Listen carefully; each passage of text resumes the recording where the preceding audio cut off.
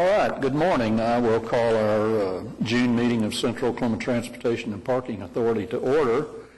I didn't know I had any items from the chairman this morning until I saw our agenda, but I am excited that we are going to get an update on the downtown streetcar project, and Mr. Lee Nichols with Jacob Engineering is here to give the trust a little update on it. Thank you. Good morning. Morning.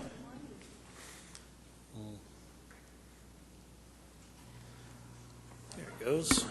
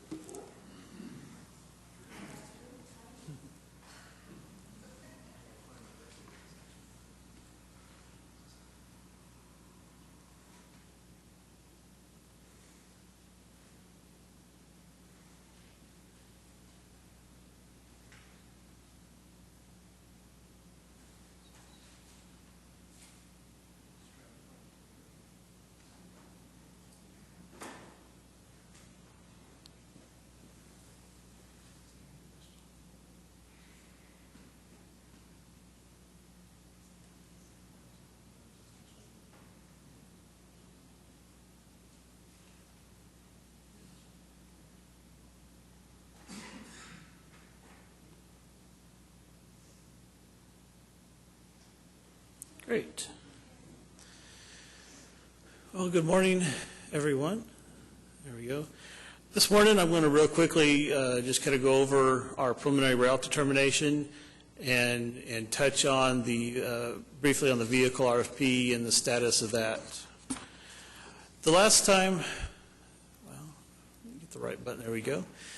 The last map y'all probably seen when we presented the recommended route framework, we had some dashed lines on the route. We were still looking at some design options that we needed some further engineering analysis, utility information to look at, and those are primarily on looking at whether to do a Broadway couplet or double tracking on Broadway or a Broadway Robinson couplet, and also some various options up in Midtown, whether to look at a 10th Street tail track or a 10th and 11th couplet.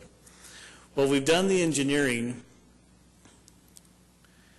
and we've come up with our preliminary route determination. And I'll go through this piece by piece of what we looked at. And now this is still subject to engineering confirmation. We've done some preliminary utility survey, so we have the utility information. So we're looking at where can we minimize the utility impacts. So that's usually the biggest cost when implementing a streetcar project. So first I'll start up in Midtown. Our recommended option in Midtown is the 10th and 11th couplet. We believe this best serves for economic development in the area with the new developments coming along 10th and also on the south side of 11th. It has direct service to the St. Anthony's Hospital, so we'll be able to serve nearly the front door of the hospital. It best serves for traffic operations. We looked at the engineering to go into the roundabout. We can accommodate doing that without any problems. One of the problems we had with the 10th Street tail track is what that is. It'd be double tracked on 10th, and then it would terminate in a single track out of the street right away. And this is where the vehicle would basically turn around. The operator would get out one side of the vehicle, walk to the other, and then would continue the opposite direction. Now this would need a special signal to accommodate the vehicle going out of the right-of-way and back into the right-of-way, and we really felt that would cause some problems with the traffic in the area, especially with the roundabout. And also with the couplet, it helps with legibility, and what that is ease of use. It's for a typical new rider who's not familiar with the system can easily understand how the system operates and where it goes. So those were the primary reasons we chose the 10th and 11th couplet. Our next option, we looked at the automobile alley, and these are our two options we looked at were double tracking on Broadway and also the Broadway and Robinson couplet. Our recommendation is the Broadway Robinson couplet. we will be going southbound on Robinson, and this does minimize the utility impacts. There are much more utility impacts by going north on Robinson, so going south on Robinson helps minimize that. And also, by going northbound on Broadway, we would be able to maintain the 2 lanes of southbound traffic that's there today, along with the angled parking, and it maximizes the on-street parking. With right now, it's 1 lane north with the angled parking on Broadway. We're proposing that it would be 2 lanes going north with parallel parking. And this is still pending work. We've had conversation with the Automobile Alley Association, and we're still working on with them to determine the best option. But we feel today that going north, restoring the 2 lanes north on Broadway and reverting back to the parallel parking on that east side of Broadway is the best option at this time. So, but everything that's there on the southbound side with the angle parking would maintain as it is today. Our next area we looked at is the EK Gaylord option. Now, this is the section that would serve the front door of the intermodal hub, and it's part of the Tiger Grant funding that the city was awarded for renovations of the intermodal hub. We had several options that we looked at. One was we called the figure 8, which would reverse the direction where you would go east on Sheridan, south on Gaylord, and continue east on Reno, and then you just kind of do that figure 8 option through the Bricktown area. Our recommendation is continue the eastbound on Sheridan, the clockwise loop through Bricktown, and building that Gaylord track for the phase 2 to serve the phase 2 extension. So initially, it wouldn't be it'd be an out of service track initially until the phase 2 operation came online, but it could be used for special events and also special event service. And if there's an accident or some kind of problems in Bricktown, it could be a cut-through track to keep the service going and miss the problem that would be in the Bricktown area. And again, this option helps with the legibility, the ease of use by continuing the clockwise operation through Bricktown. Economic development. From taking a look at the hub master plan and the proposed economic development on the, I guess would be the east side of the BNSF bridge, where the proposed tunnel would come through, there's great economic development opportunities. So by having the initial stops there on just east of the BNSF Railroad Viaduct could help stimulate the economic development and provide a entrance to the hub also initially, until the phase 2 alignment came on board. It accommodates the future extensions. Again, as the phase 2 route, whether it's the potential core shore route or up to the OHC, this would operate as a standalone operation line to serve that route. So somebody who's coming from the OHC wouldn't have to go all the way through Bricktown to get to Quarter Shore. They could come down Gaylord and continue on Reno and then down towards the Mapsley Park and Quarter Shore area.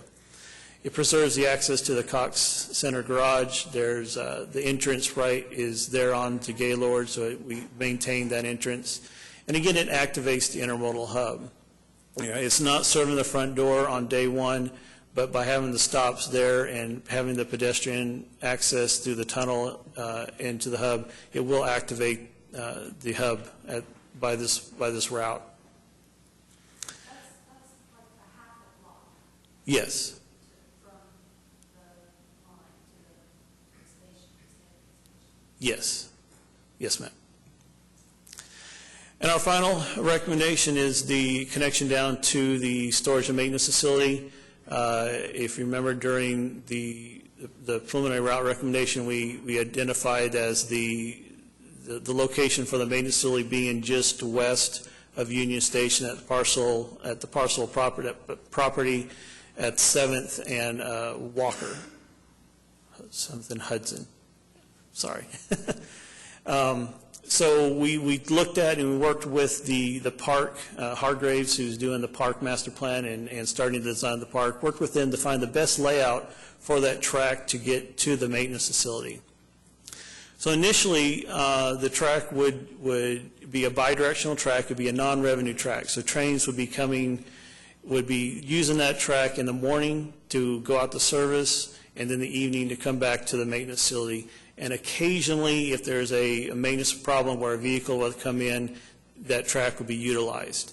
So the track would be in the northbound lane, and like I said, it'd be bidirectional, and there'd be some safety precautions put in place to avoid any potential traffic impacts when vehicles are entering and leaving the maintenance facility, and they would operate at slower speeds.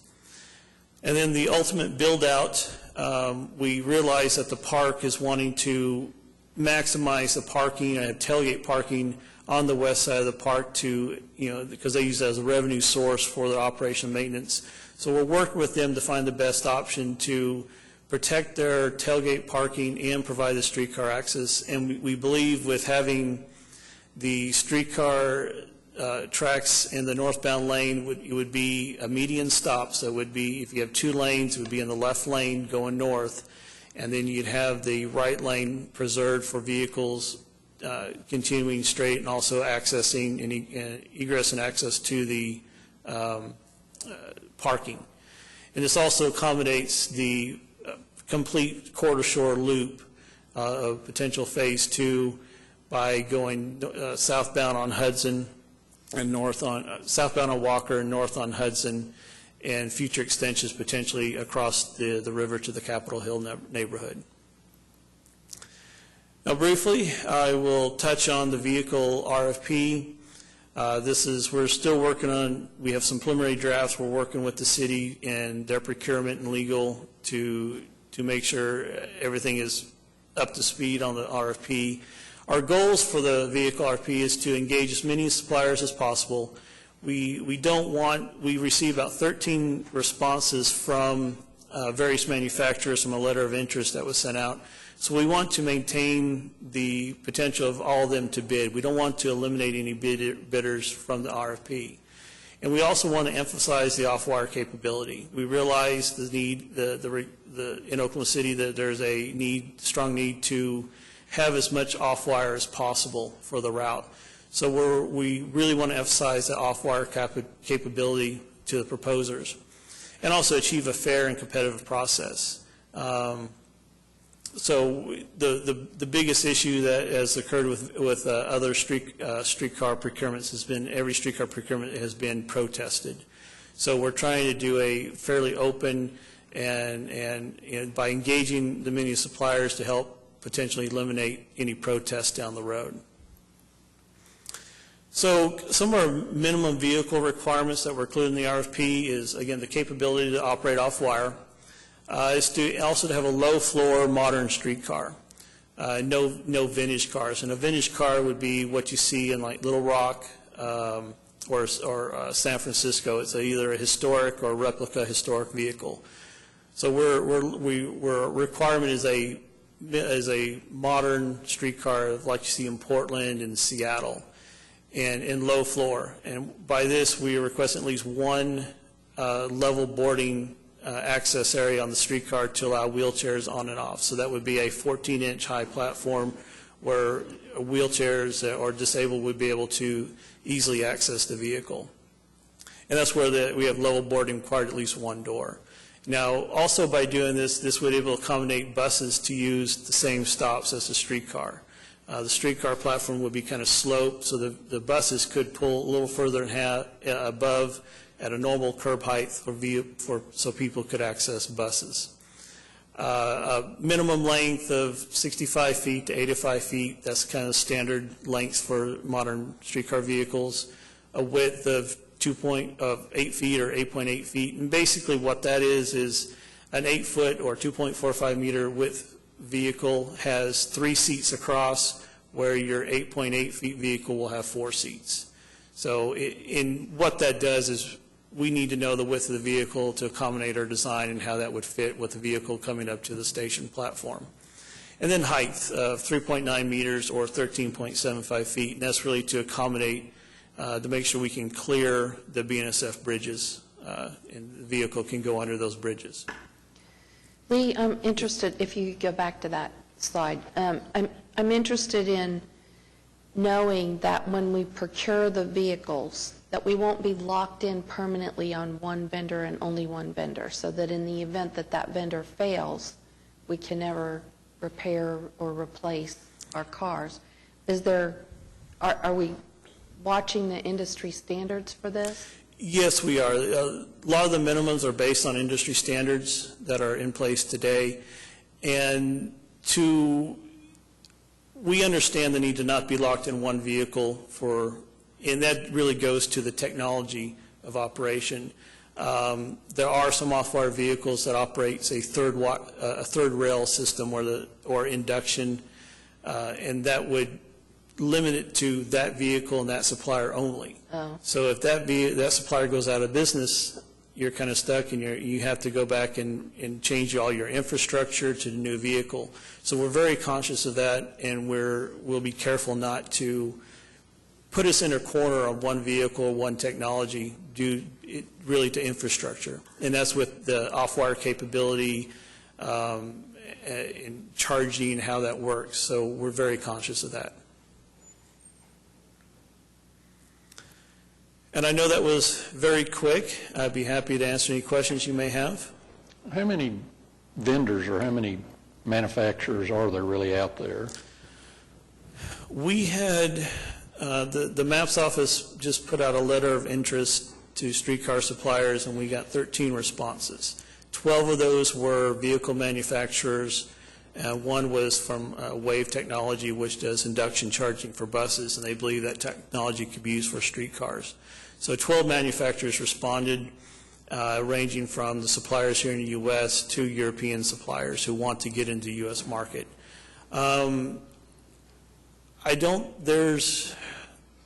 There's maybe 13 or 14 suppliers out there, 15 that I can think off the top of my head. So almost all of them did respond to the letter of interest.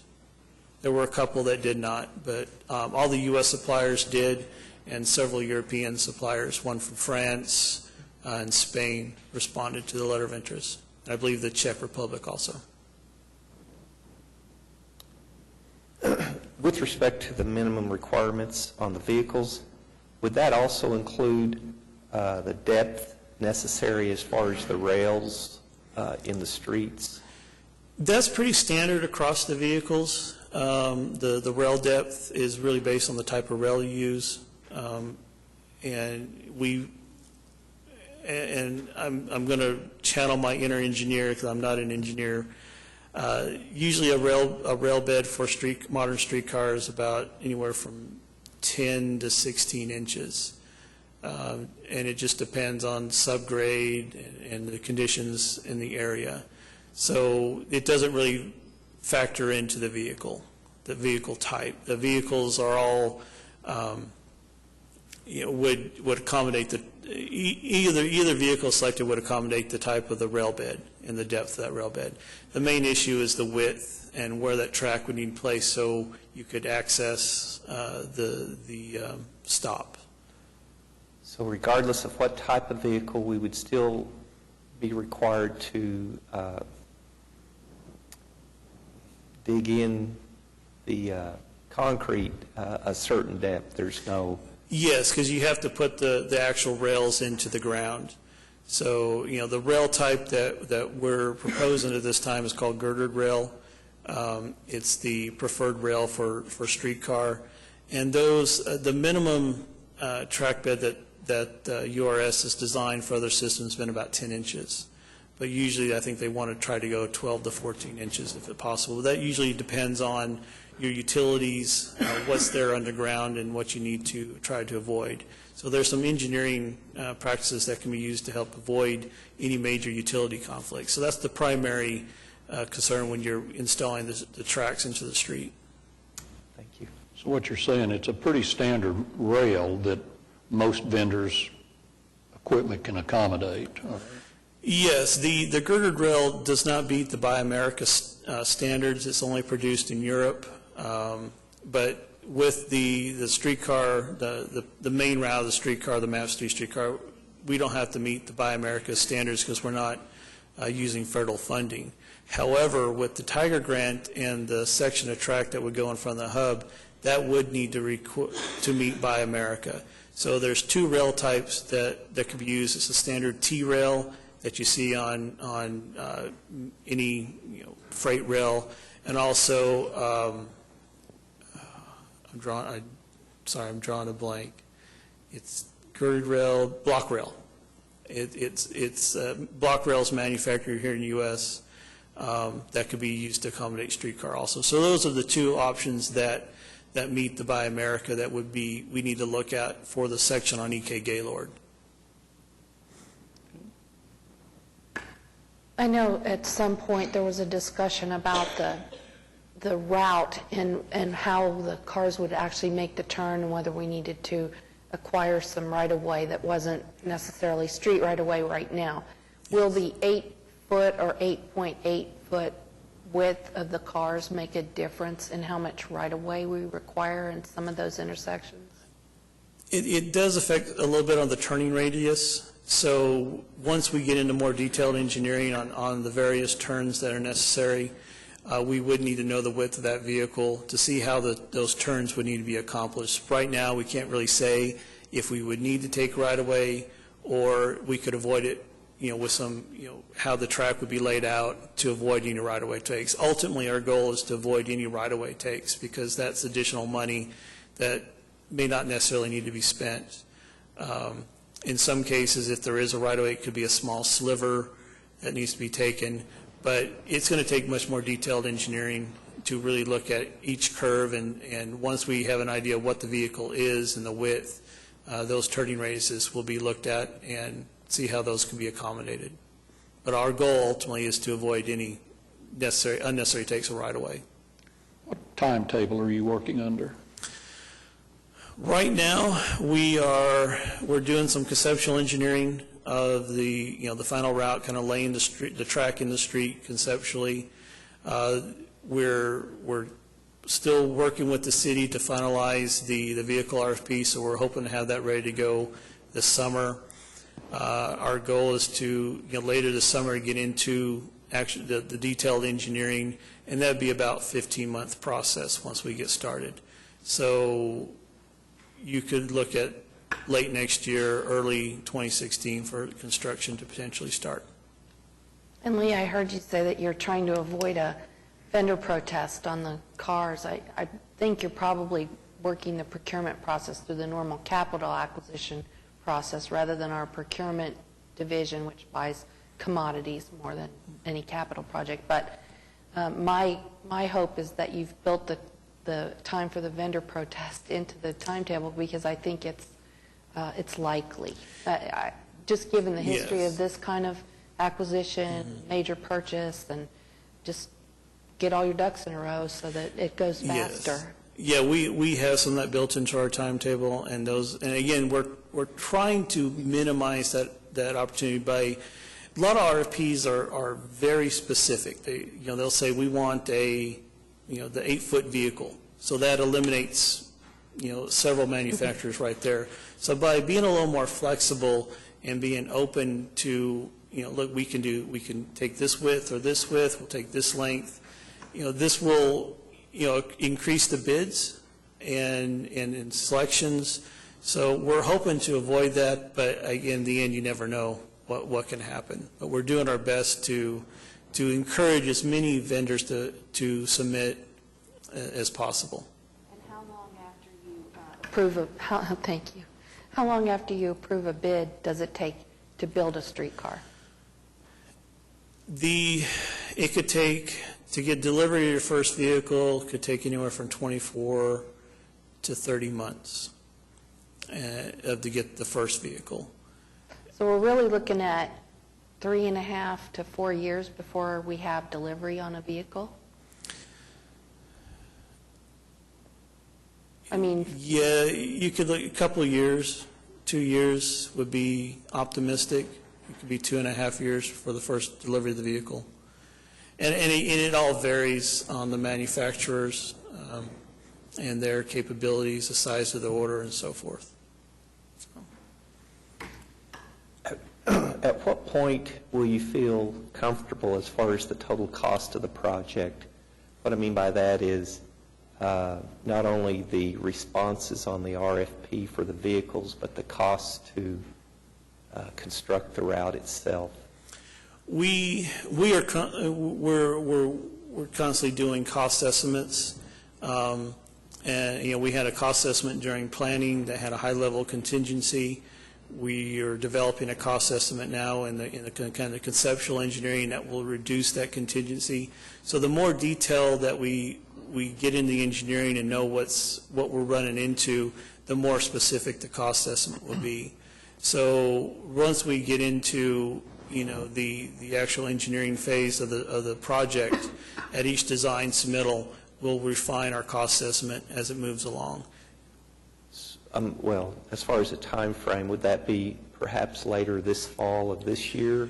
It could be later. It would be later this fall and next year. And those, like I said, those cost estimates would be continue to evolve. So if you have 30% design, you'd have a 30% cost estimate.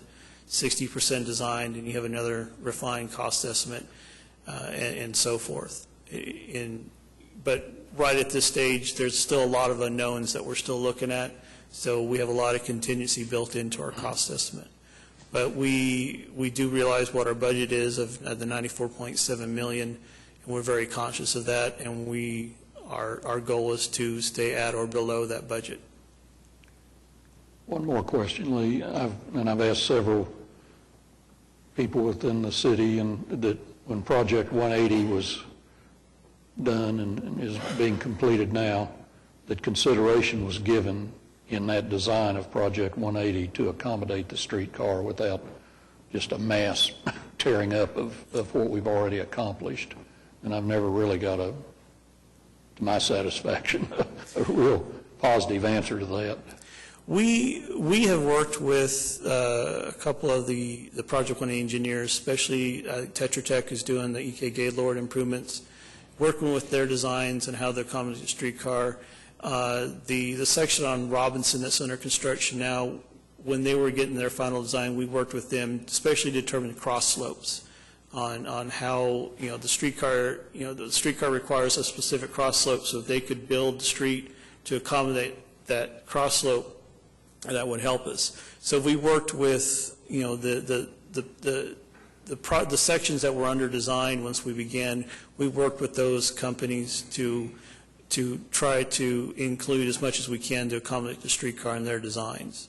The one streets that are complete, the one thing's nice is they've done in concrete panels, and there's a seam usually at the center stripe. So our goal is to really minimize the construction impact of the completed streets as much as we can. But utilities, movement, and reconstruction was all taken into consideration when... Yeah, we've talked to them about utilities, and even during the alternatives analysis phase, I know we've talked with the designers in Project 180 to try to relocate as much of the utilities as possible. And that we have all the Project 180 data from the items that are complete and the items that are under construction now, and we're looking at that information when we're doing our initial engineering on where the streetcar can be to minimize any potential utility impacts, because the biggest cost of streetcar is your utility relocations. So that's a huge factor in how we look at when we're laying where the track needs to be in the street. Any other questions, any trustees? Well, thank you. I'm glad you came. This was, I think, helpful to everybody. We appreciate it. Thank you very much. Thank you. Do we have any citizens to be heard? If not, I would consider a motion to approve our minutes of our May 2nd board meeting. Second. All in favor? Opposed? We've got 8 items on our consent docket. Any particular consideration any of the trustees would like to give, or an explanation of any of those items on the consent docket? Move approval of the consent docket. All in favor? Opposed? Thank you. We have 10 items on the items for individual consideration. I think we'll, other than 2 or 3 of these, move through, fairly rapidly. But item A is consideration of approval of participation by Oklahoma River Cruises in the Rhodes Scholars Program. Jason, just a brief recap of that. Sure, Mr. Chairman. This item here essentially extends the Rhodes Scholars Program that we've had or that we've offered for the past 10 years. It extends that to include the river cruises. And we've received some interest from actually a couple different schools about getting the kids out on the river boats to learn about the river and the lock system and that kind of thing. And so we are proposing that we extend the program to include the river cruises. All right, thank you. Move the item. All in favor? Opposed? Thank you. Item B, and Jason said he would like to give us a little brief recap of that, but that's consideration of adoption of a resolution accepting administrative responsibility for the Oklahoma City Bike Share Program. And we do have a little special presentation on this. I did. I did my homework. Okay. Just wanted to bring you up to date on bike sharing. There's the official definition, but basically bike sharing is a transportation option for short trips in and around a metropolitan area or a college university campus.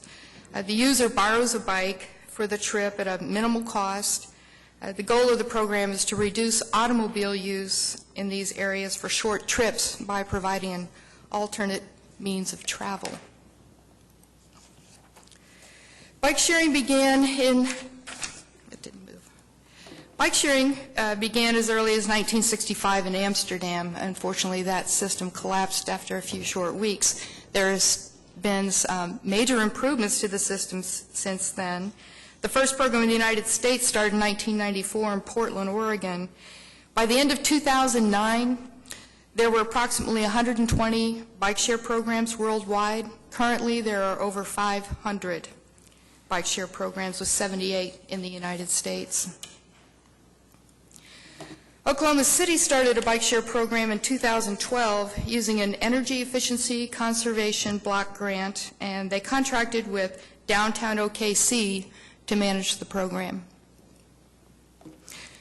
These are the current stations. There are 7 stations. They started with these 7 and 90 bicycles. There's also a portable station that can be positioned for special events.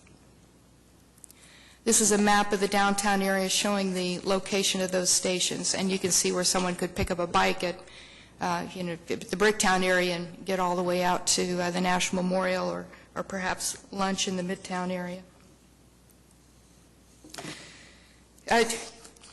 So you don't have to read all of this. The steps are fairly simple. The user swipes a membership card that they pre-purchase online with a credit card, or they swipe their credit card. They enter the number of the bike they've selected. They remove it from the station. They take it for a 30-minute ride or less, and then return it to a station. If you have a longer ride, you return it, check out another bike, and continue on. This is the current pricing for the Oklahoma City bike share system, known as Spokies. As you can see, the prices there. And Blue Cross Blue Shield is the current sponsor of the system. Since bike sharing has become popular, a lot of companies have become involved. Some of them are software providers, some construct bicycles. These are much sturdier bicycles than a conventional user might purchase for themselves. Some of them are bike share program management companies. We've researched many of these companies, as well as other bike share programs in and around the United States and the rest of the world, in order to get an understanding of how the industry works and what are the best practices. Bike shares can be an effective complement to Oklahoma City's public transportation system by increasing the ways that citizens and visitors get around our city. Funding the project for the bike share program comes from rider revenue, sponsorships, and a general fund subsidy. Cotpa's charge is to improve the system, integrate it more with public transportation, So we can be looking at program improvements and taking the advice of nationally recognized bike share management companies to make our system the best in the country. And with that, I'll be happy to answer any questions. I would suggest if we're going to be involved in this, that we add that item to our program report so we can see Okay. see what progress is being made and what the usage is. And, you know, I Yeah, could that's be one of the qualifications of our best value bid for an operator is that they need to provide us with that information on a monthly basis. Well, just add it to our program reports, Okay. if you would. Thank you. Any questions? David? Would Downtown Inc. still be involved with the Spokies program, or we would take over all of the operations of the bikes? We would, meaning Cotpa, and so we're really looking to approach it in a very similar way that we have with the river operations, in that we would administer a contract with a professional or bike share management company that has that expertise. They're doing this in other cities and those kinds of things, like Jeannie said, to grow the program and expand it beyond where it currently is. So did Downtown OKC manage it with their own staff, or did they use a management company? They managed it primarily with their own staff. They did, I believe, contract out the actual maintenance of the bikes and shuffling them around, but we're looking really, and we will be bringing a bid back to the board for a management company to do all of those things for us, the maintenance, the data collection, reporting, all of those kinds of things. I might add that when I spoke to Jane Jenkins from DOKC about this transition, they do a really good job with certain promotional aspects of the program, and I think there will be opportunities for us to partner with them in the future for, they did a moonlight ride and things like that, and they can still be a partner with us in terms of promotion and that sort of thing. But we would actually take bikes out to the very edge of the bus system route. For example, going south, we would have bikes available along, say, 89th Street or 104th Street in conjunction with the buses. I don't know.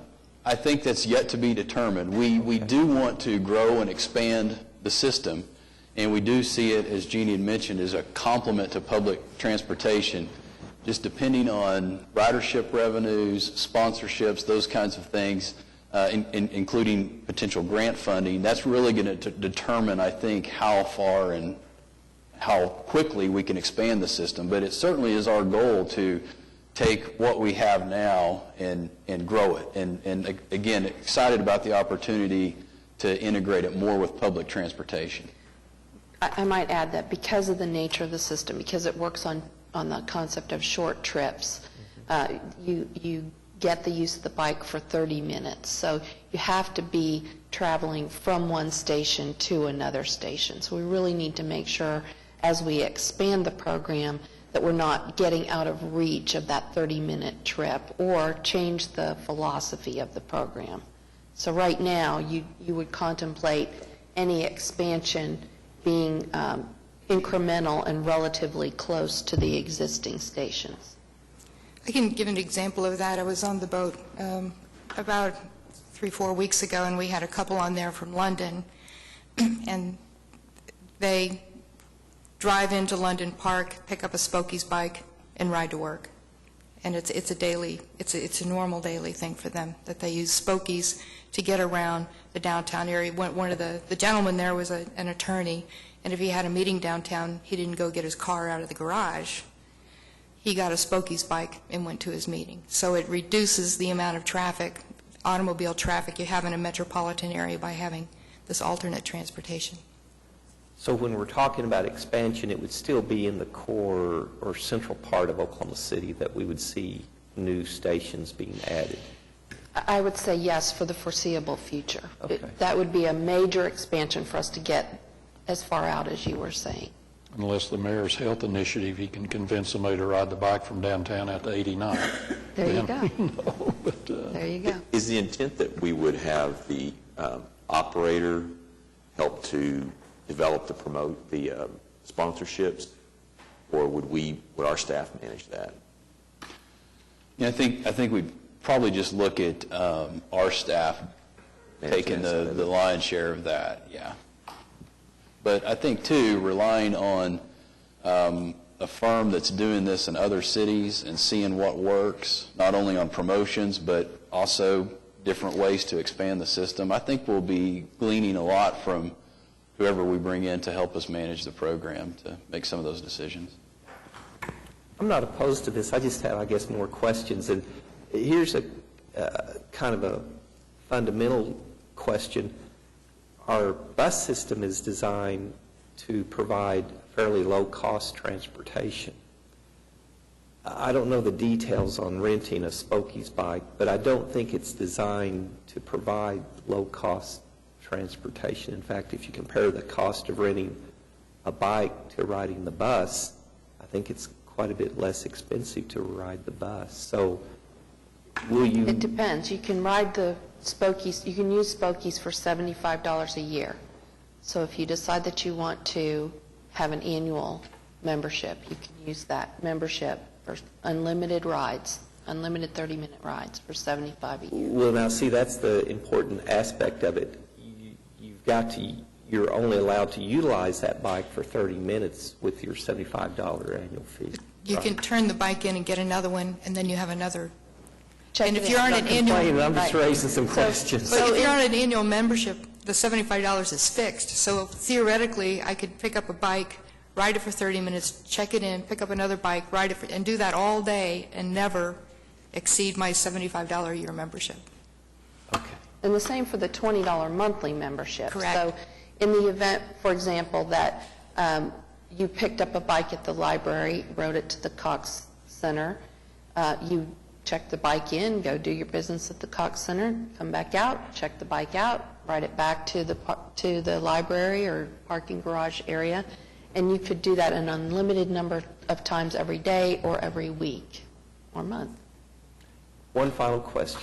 To be able to do that, do you have to use a credit card? Yes. Yes. One of the chief reasons for that, from my understanding, is let's say you really like this bike. You forget to turn it back. It's a $500 By the terms of the bike. agreement, I can charge you $500, and I already have your credit card information. The only reason I bring that up is perhaps some portion of the riders of the bus system do not have credit cards. So just wanted to raise that. Thank you. That's a good point. All right. Well, good discussion then. All right, thank you, Jeannie. Do I have an item, or motion to approve item B?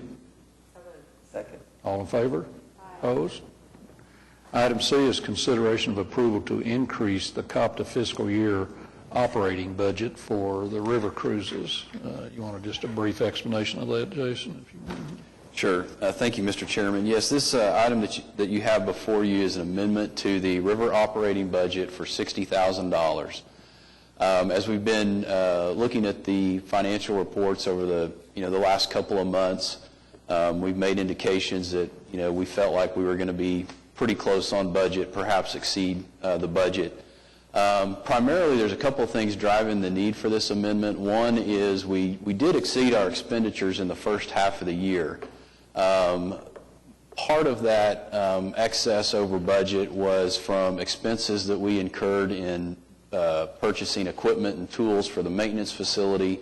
We also installed some artwork at the maintenance facility in addition to purchasing a small service boat. So typically we would have an opportunity January through, say, April in this case to try to make up some of those expenditure overages because we don't run service in those months. With the new contract that we have with HMS, however, which began at the start of this new calendar year, we've actually agreed to pay a flat amount each month, basically take the contract amount, divide it over 12 payments. And so we've really kind of lost that flexibility that we had to manage those expenses. We're going to be locked into paying that flat rate. So we need the budget authority for that reason to go ahead and finish out this year. Now, we do expect probably at the end of the fiscal year when we have our reconciliation of actual expenses versus what we've sent to potentially receive some revenue back. That's still kind of yet to be determined, and we'll certainly advise the trust of that when it occurs. Could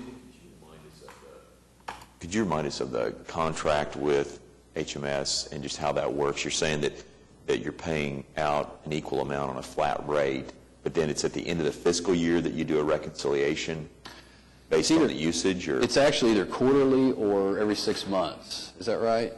It's semi-annually. Their contract runs from January through December. Our fiscal year is June through July. So we agreed that we would do a reconciliation at the end of June and one at the end of December.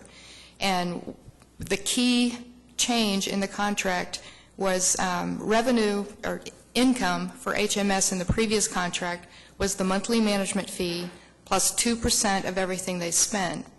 So in order for them to increase their income, they have to spend more money.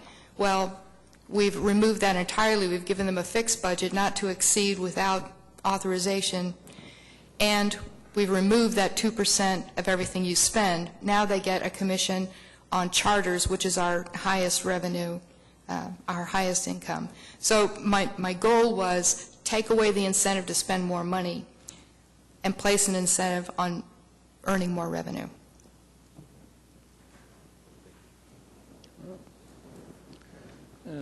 No more questions. Do I have a motion to approve item C?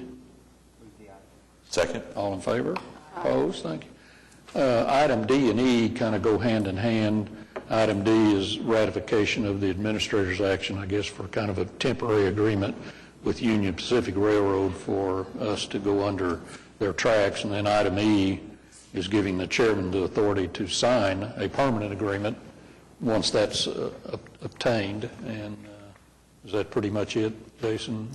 That covers it, Mr. Chairman. Okay. Do I hear a motion to approve item D and E? All in favor? Opposed? Thank you. Item F is consideration of a resolution of the governing body detailing the location of the South Grand Boulevard trails to transit projected submitted to the Transportation Alternatives Program. Just a brief explanation of that. And Sure, Mr. Chairman. This item, as well as item G, also kind of go hand in hand. As a reminder, last month the trust approved the application for a Transportation Alternatives Program grant, or TAP grant, through ACOG. And part of the requirements of that application was a resolution from the governing body acknowledging that we were applying for that grant. We have since found out and learned from ACOG that they would prefer for us to adopt additional resolutions that are more specific in nature than the one we sent them with our application.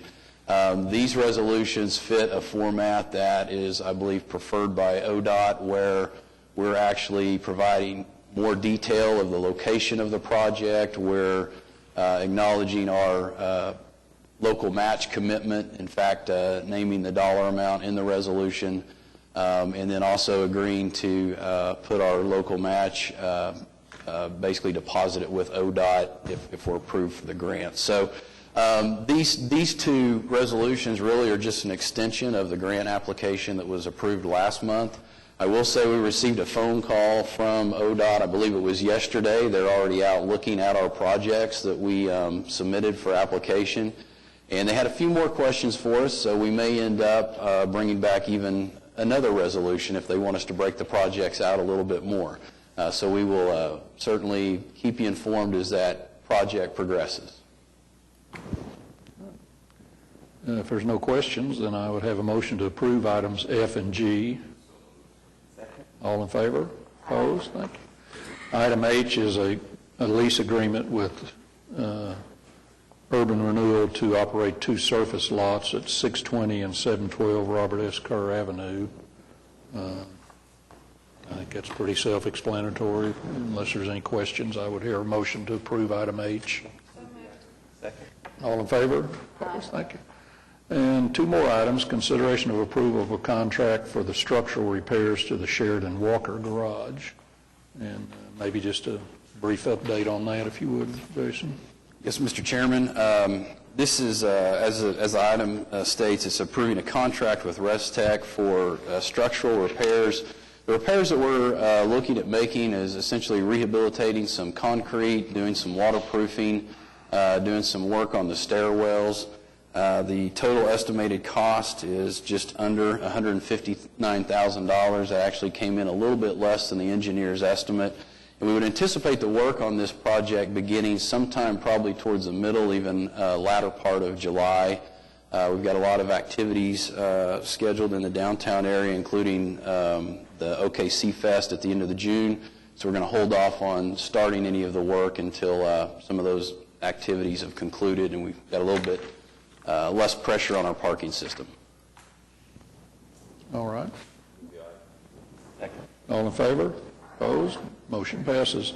And our last item is a change order to the contract for Santa Fe parking garage renovations.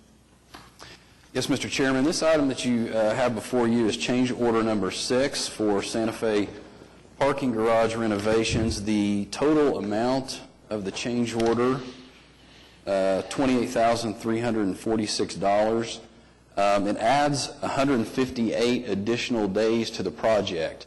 Now, that 158 additional days actually will conclude on July 17th. So we're looking for completion date of July 17th of this year. As far as, there's a bulleted list on the memo there of some of the improvements that, or I should say some of the additional work that's included in this change group, in this change order. You can see the first one there, replacing some plywood behind some of the siding that they're attaching, the zinc siding. They're doing some additional stairwell modifications. The painting in the hallways that you see there, when we originally scoped the project, we were just going to do the areas on the, I guess it would be on the west side of the garage, just the areas where the elevators are. We decided we probably needed to go ahead and paint the full hallways.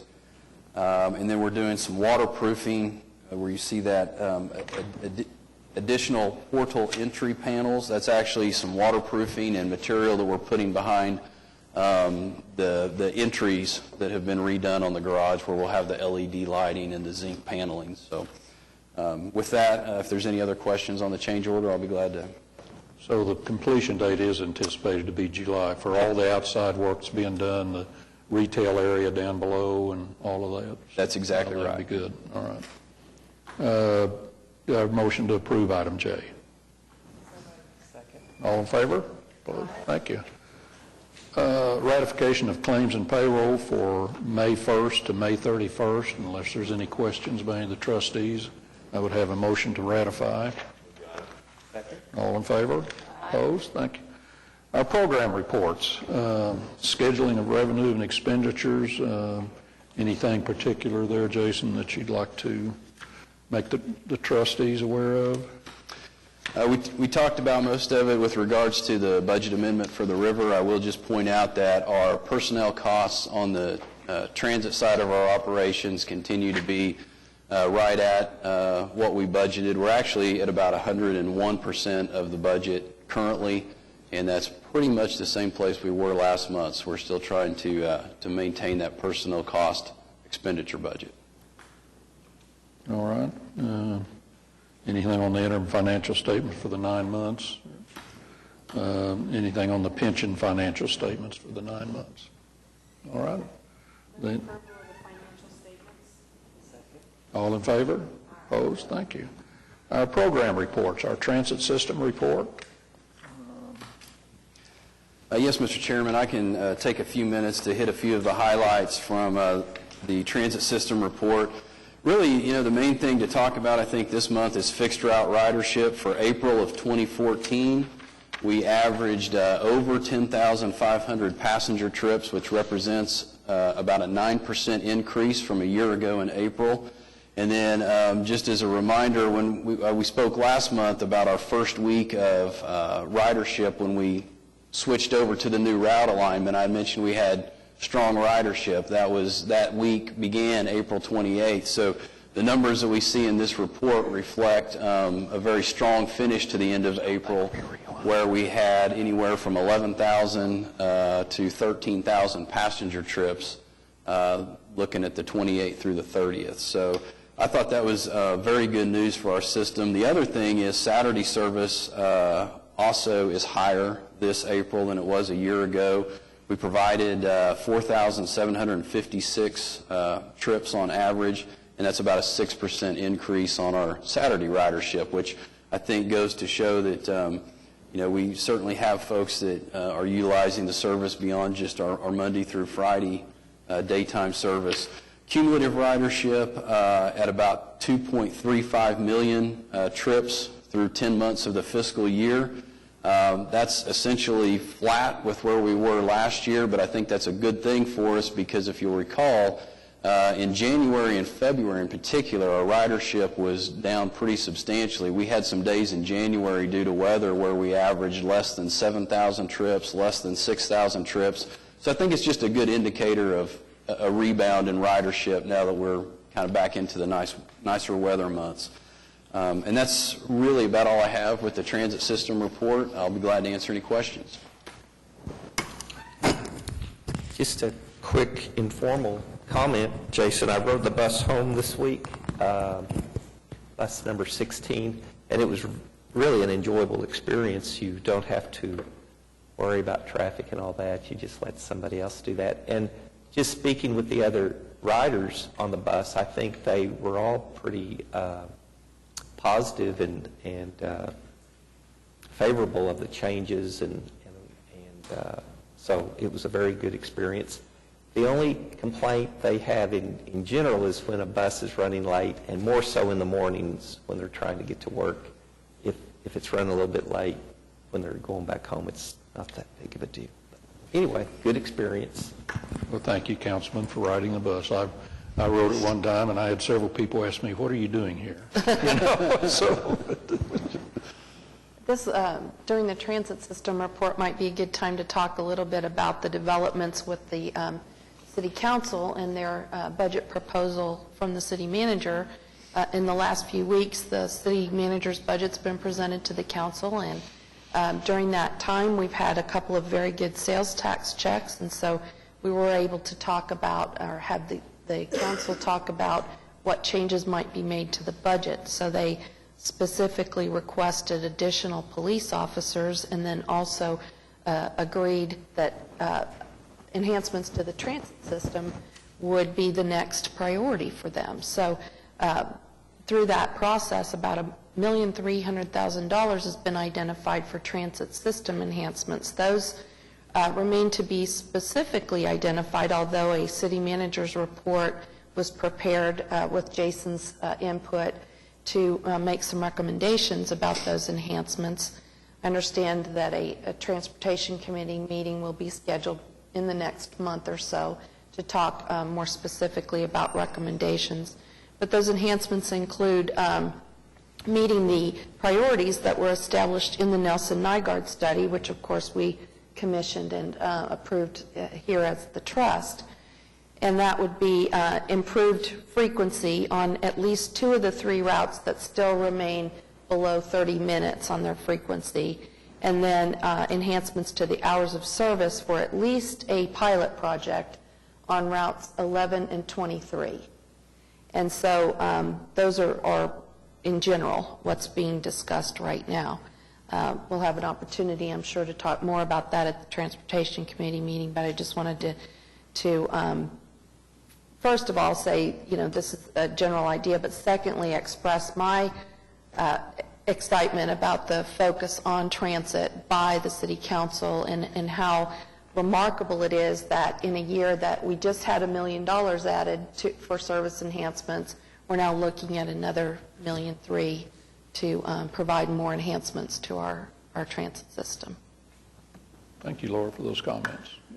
Yeah, and this is like Laura said, the second consecutive year, and it was something that we really hadn't anticipated originally because of the estimates that we had on the budget, so it was kind of a last-minute thing. It was towards the end of the budget process that this came forward as an opportunity, and the council's talked generally about what improvements would be made, but I do think there'll be an opportunity for us to come back and weigh in on that as the final decision is made. But it's a significant investment, especially compared to other improvements that are made within the budget, so it really is a commitment on the council's part and really good progress for the city.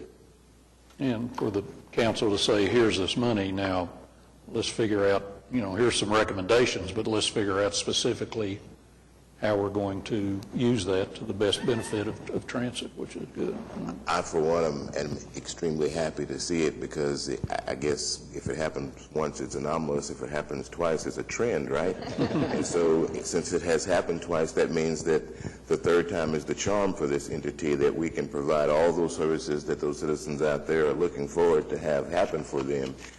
I love this. In the short time that I've been associated with this entity, there has been growth upon growth upon growth upon growth, and this city is just, it blows me away every time I look around. It is not the horse and carriage city that my father and grandfather so loved. It has become so much more, and I am just elated. Thank you. Thank you, folks. All right, long-range plan, Larry, you have comments?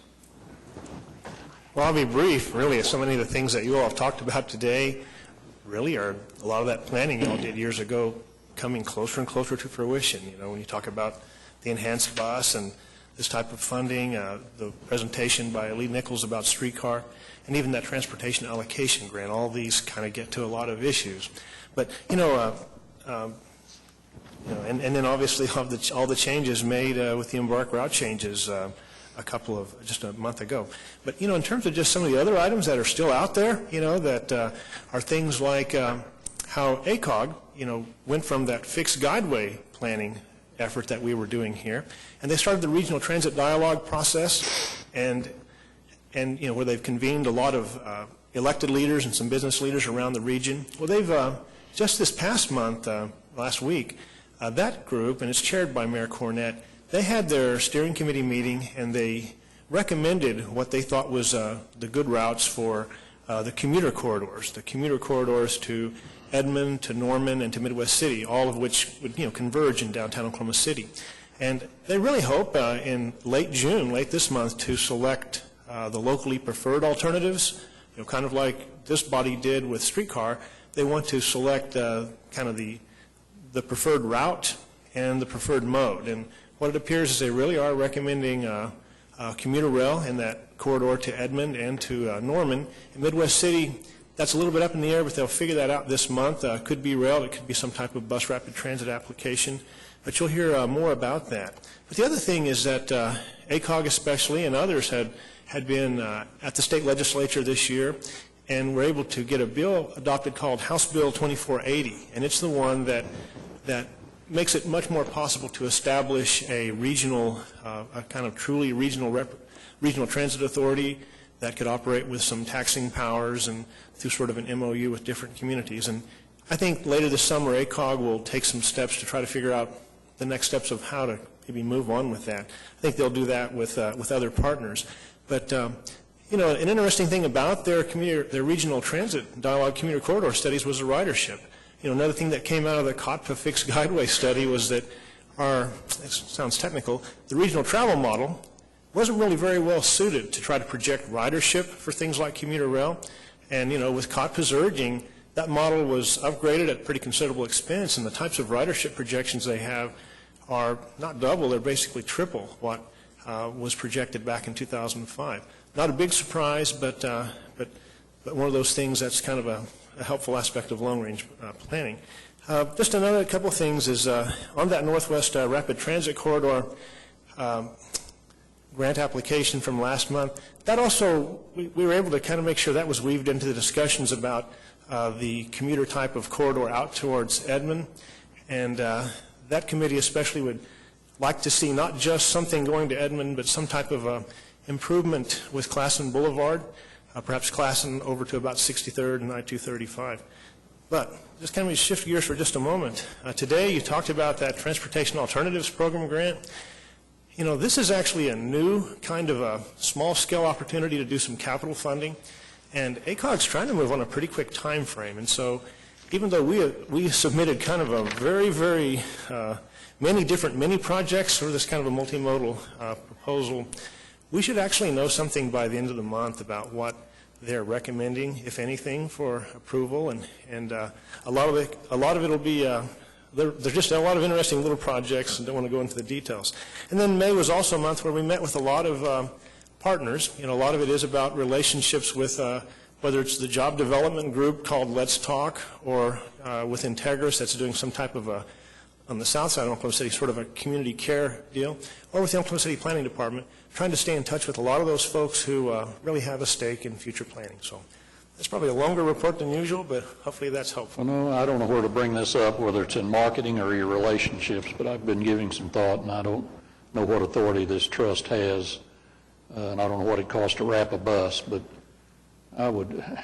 I think it would be neat if Cotpa, in appreciation for the Thunder and what they've done for the city, we could wrap a bus thanking the Thunder and Rumble. And I think it'd be the coolest thing out on a route to have a big Rumble bus in the Thunder and the appreciation for what they've done. And if the chairman has any discretionary funds in his budget, then I would be willing to to look into that. But give some thought. I mean, that's just, I've been thinking about that, and I thought it'd really be fun.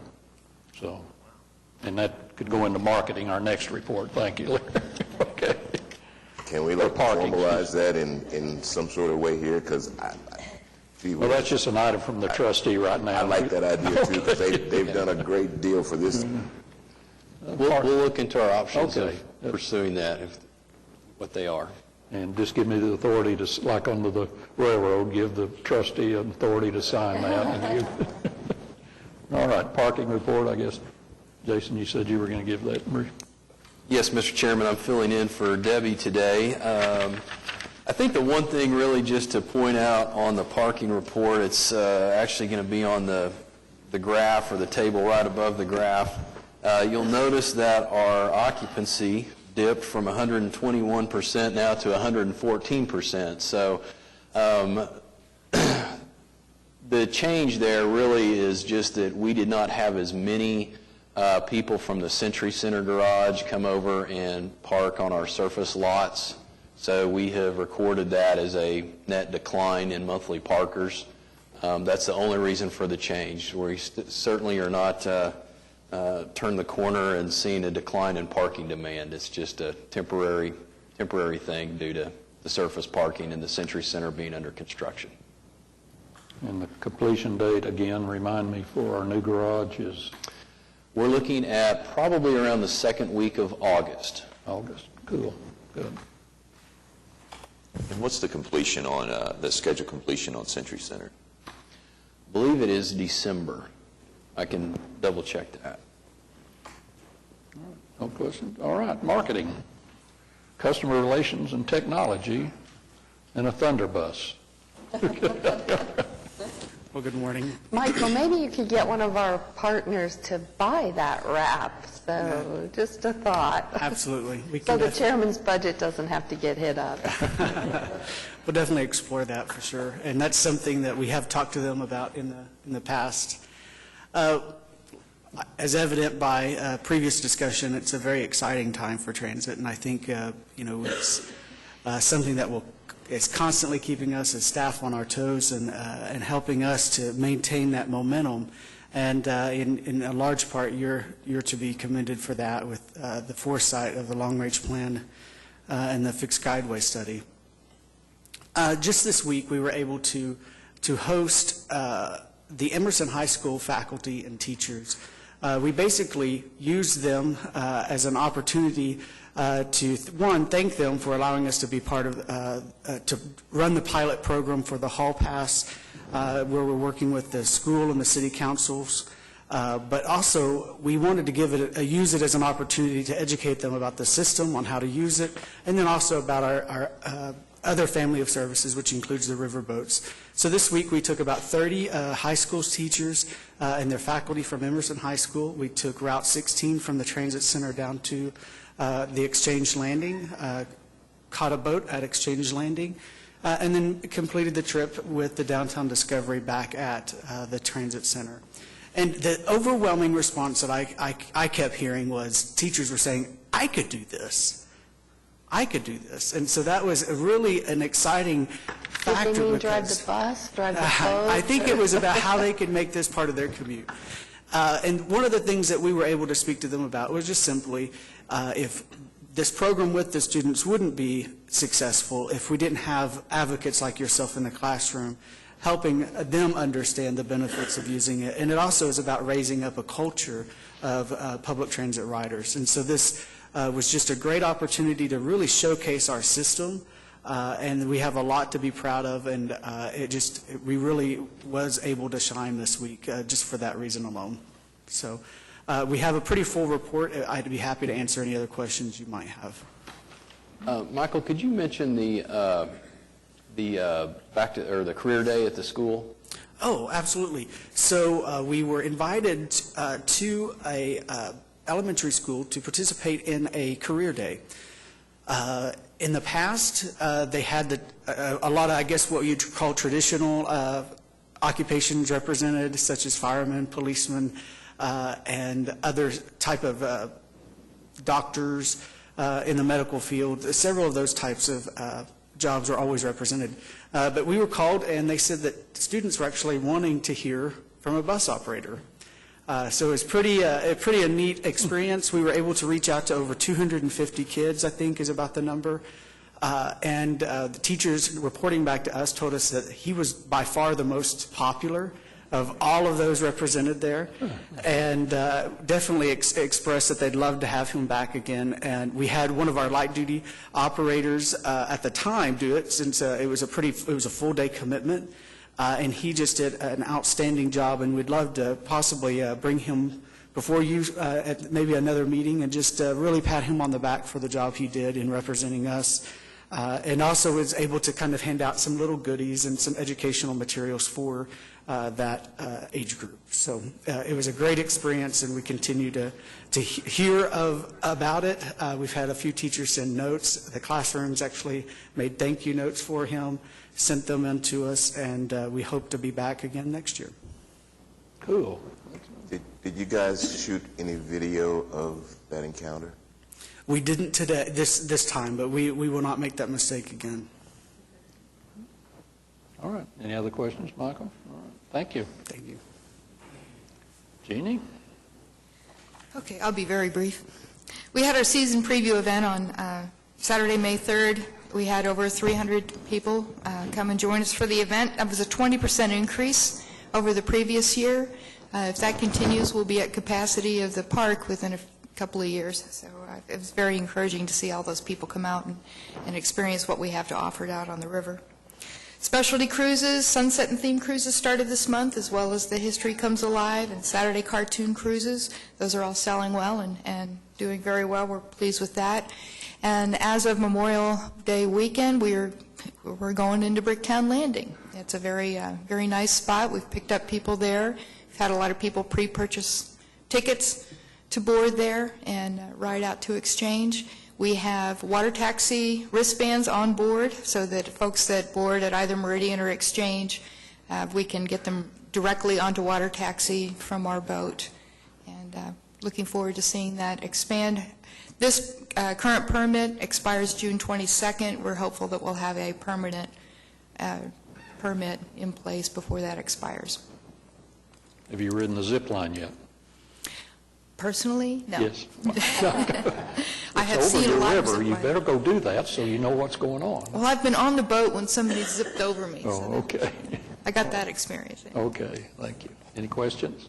All right, thank you. Do I hear a motion to approve our program reports? All in favor? Aye. Opposed? All right. Any items from the trustees?